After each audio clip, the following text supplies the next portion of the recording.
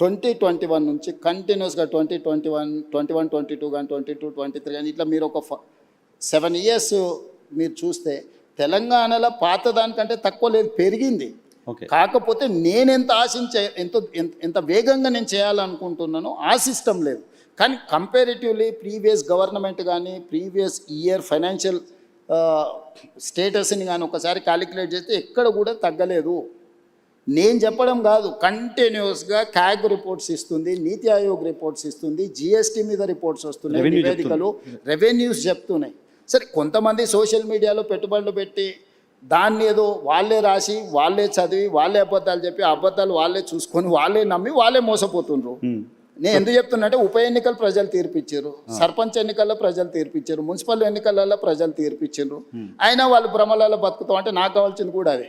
వాళ్ళ భ్రమలలో ఉండడమే నాకు కావాలి కదా. నా పని సులువు అవుతుంది చేసేదాన్ని. నేను ఎప్పుడు రియాలిటీలోనే ఉంటా వైఎన్ఆర్. నీకు తెలుసు కదా బాగా, నీకు 20 సంవత్సరాల నుంచి అయితే నన్ను చూస్తున్నావు కదా. నాకు వాస్తవం అనేది వినడం నాకు ఇష్టం. వాస్తవ పరిస్థితుల మధ్యలోనే నేను ఉంటా. నేను ఊహాజనితమైన ప్రపంచంలో నేను ఉండను.